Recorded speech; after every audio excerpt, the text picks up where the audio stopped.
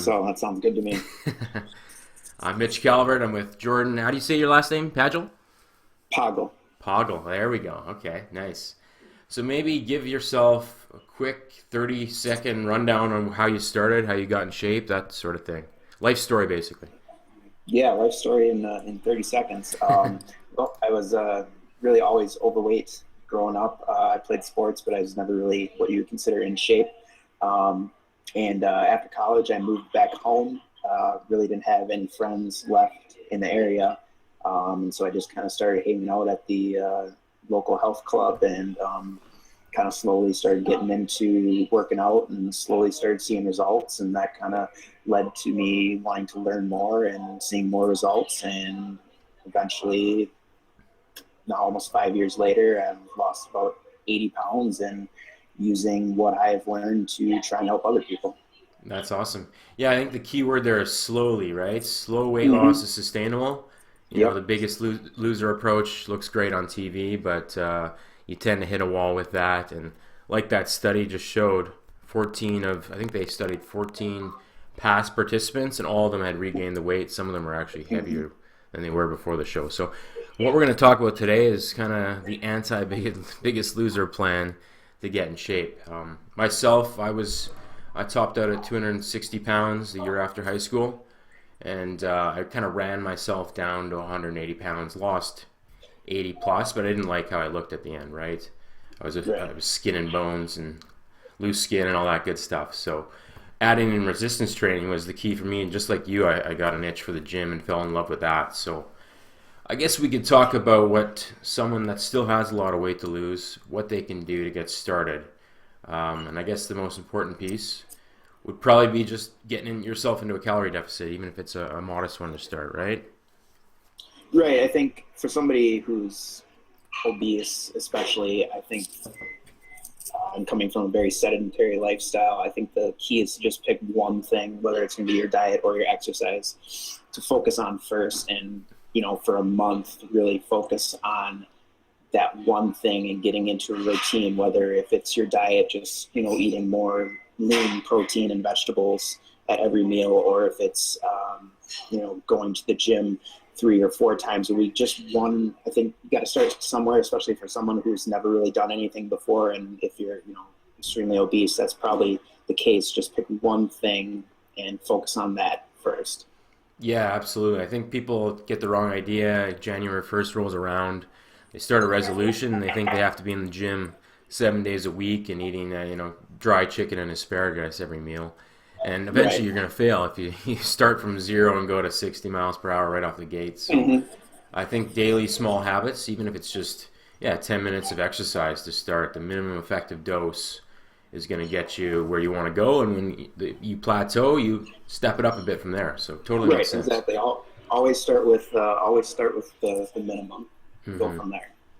So let's talk about resistance training, because that's how you got in shape, right? That's how I got the body I wanted, is Mm-hmm. lifting weights. And I know people are kind of, they're intimidated by the gym, especially if you're a heavier guy. You think people are staring at you. So what kind of steps did you take to kind of overcome that and get in the gym and just power through? For me, I guess there was really not the intimidation factor, because even though I was a lot heavier, I had always lifted weights my entire life. I played football in high Okay. school and threw shot put and discus in college. So I was always in the weight room. So that really didn't, the intimidation factor wasn't there for me.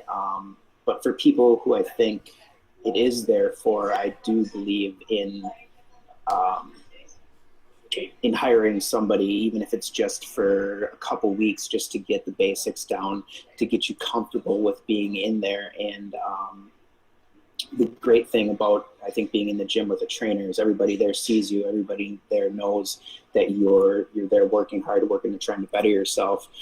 And I think the thing people need to realize too is that nobody in the gym really cares what you're doing. They're Mm, all there doing their own thing, and if anything, they are, they like to see you there. They like to see that you're working hard, and a lot of people are even going to be willing to help out somebody who might not look like it. They know what they're doing. So I think the intimidation factor more than anything is it's all in your head. Nobody really is there judging you, at least Hmm. from my experience. Yeah, no, I can definitely echo that. I mean, I wasn't like you. I picked up a weight for the first time late in high school at that heavy weight that I was. I played hockey growing up, but the gym was a big intimidating place for me initially. And yeah, even though I thought people were maybe laughing at me, I never actually was approached and insulted. And most of the people were very supportive. Even Mhm. the in shape guys would spot me here and there. And so yeah, I think it gets a bad rep as a meat market type thing, but majority of the people in the gym are there to get their own workout in, not worry about Right. you, and if they're there to help, why not ask them? Because they're happy Right. to help in Exactly. most cases. Hmm. So a few other things that maybe get overlooked, but like low grade cardio for someone heavy, just taking the stairs, getting a step counter, that can all add up. Especially if you're heavy, the weight's going to come down just doing Oh, those for little sure. things, right?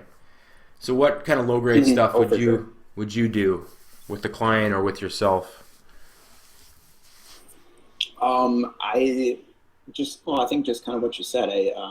When I first started, I worked in an office building, and we were on the third floor. And instead of taking the elevator, I started taking the stairs every day. Um, I would walk, do some biking every single day. I even still to this day do walking in and outs more for just a recovery and activity sort of Mm-hmm. thing, not to help lose fat or anything like that. But I Mm-hmm. think for somebody just starting out, any sort of activity is key. It's getting into that habit of activity, and um, results breed results. So once you start seeing results from one thing, you're going to want to try other things, and that could lead into resistance training or more high intensity activities. No, yeah, you're bang on there for sure. I think maybe a good investment is a step counter if you're motivated by that sort of thing. I think Mm-hmm. like Fitbit, you can track your buddies, and I think it automates through the app, so you can kind of if you're doing it with a workout partner, that would be a good way to do it. So you maximize how many steps you're doing a day, and you're just going to be a little more motivated, right, in the early going. So absolutely with Yeah, that. yeah, definitely. Okay. So one other thing, I think bigger guys generally have lower testosterone. The heavier you are, the more test converts to estrogen and so on. So, I mean, getting the weight off is the first step to boosting your testosterone. But any other tips for someone, natural tips for someone to try to optimize that? Because you obviously feel better the higher testosterone is. Right. And actually, I was just working on an article about hormones and fat loss Nice. for Ask Men. So, yeah, definitely. First and foremost, I would recommend that everybody get their testosterone levels checked just to get a baseline, because for men especially, testosterone is just affects so much of what of our bodies. Everything from sex drive to the ability to build muscle and lose fat. So I think that definitely having a baseline and knowing where you're at, first of all, is an important step for everybody. But as far as stuff you can do, making sure your diet is, excuse me, is full in good, healthy fats. Um, Intense exercise helps raise testosterone. Getting adequate sleep, of course, and just one thing I'm sure every guy wants to hear: have more sex too. It Mm-hmm. helps. Absolutely, yeah, yeah. It's funny how the most basic stuff raises testosterone, and the stuff on the shelf at GNC Mm-hmm. generally doesn't, right? It's mostly bogus. If you Right, wanted to go the supplement right. route, I mean, there's pretty good evidence that vitamin D, either through sun exposure, limited sun exposure, or a supplement can Mm-hmm. raise your testosterone. So, for a few cents a day, that's not a bad ad if you think you're low in that, or ideally get tested to see if you are actually low in vitamin D. But it's a pretty common deficiency. So that Yeah, and yeah. vitamin D, I think for how inexpensive it is something that everybody should be taking, just because it does provide so many benefits. Hmm. Yeah, and magnesium to the lesser extent, that's going to help with your sleep quality too. So That's another one Yeah. that people are pretty commonly deficient in. So those two, if you want to go the supplement route, that would certainly be the two I'd look into. Nothing that's called Yeah, I would agree. Tribulus or anything crazy on the shelves at Right. GNC. Yeah. So I guess Right. the last point for a guy is a heavier guy, heavier girl even.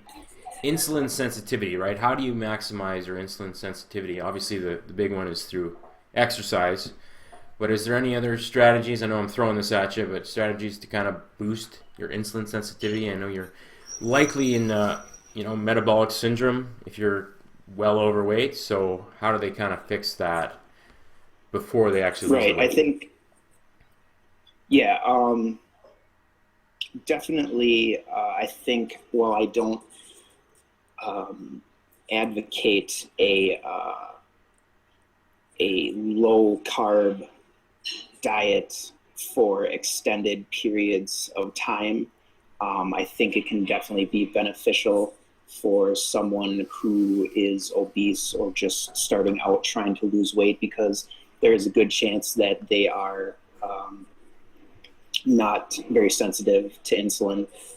So, what I kind of like to do is some of my more obese or first time clients is generally the first month will go fairly low carb just to kind of reset that insulin and Mm-hmm. get their bodies better at handling carbohydrates, and then we'll start introducing more complex carbohydrates and high fiber veggies, things that aren't going to spike your insulin as much, and just um, overeating too is going to make you insulin resistant, and so just putting yourself in a calorie deficit is going to help with those insulin levels and make your body a little bit more responsive to it. Mm-hmm. Yeah, exactly. And exercise kind of sensitizes your body or your muscles to carbs as Yeah, well. So, especially resistance training too. right, exactly. Yeah, those are the big ones, obviously. And then the small rocks would be just throwing in some cinnamon, right? That's been shown to lower blood sugar after meals. So try to sprinkle Mm, that in here and there. There's some glucose disposal agents on the market. I just don't have enough backing of them. I know berberine is the more recent one that has some research to it that suggests it can. I think there was a study done on obese individuals, and just by supplementing with that, not changing their diet, they lost 5% body fat and 13 pounds over the course of the study. So small difference, but enough to make a difference, right? So adding that to your right. exercise, to your good diet. The big two, obviously, diet and exercise, and you can't really avoid those, but you can add in a few things to, fill out that other 5%. So very good. Right. Anything else to add for the bigger guy or girl looking to lose weight the right way? No, I think it just doesn't. You don't have to overly complicate it. It doesn't. You don't have to, like you said, go from 0 to 60 in 3 seconds. Just focusing on small changes first, get the basics down, build those habits, and then go from there. Really, I think, and not just that's not just for the obese person. That can be for anybody, whether you're trying to build muscle, lose fat, get stronger. Start with the basics first, and then build on that foundation. Very good. Yeah, I think that about does it, Jordan. I'll stop recording here. Hopefully everything turned out. But I think that was pretty good.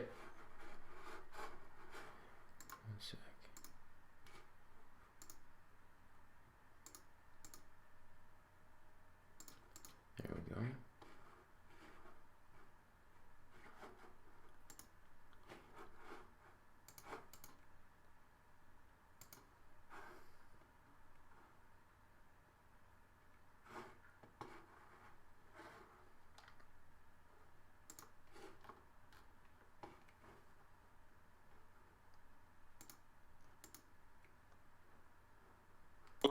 Yep. The biggest loser approach looks great on TV, but you tend to hit a wall with that. And like that study just showed, I think they studied 14 past participants, and all of them had regained the weight. Some of them were actually heavier than they were before the show. So, what we're going to talk about today is kind of the anti biggest loser plan to get in shape. Myself, I was I topped out at 260 pounds the year after high school, and I kind of ran myself down to 180 pounds, lost 80 plus, but I didn't like how I looked at the end, right? I was skin and bones and loose skin and all that good stuff. So adding in resistance training was the key for me, and just like you, I got an itch for the gym and fell in love with that. So I guess we could talk about what someone that still has a lot of weight to lose, what they can do to get started. And I guess the most important piece would probably be just getting yourself into a calorie deficit, even if it's a modest one to start, right?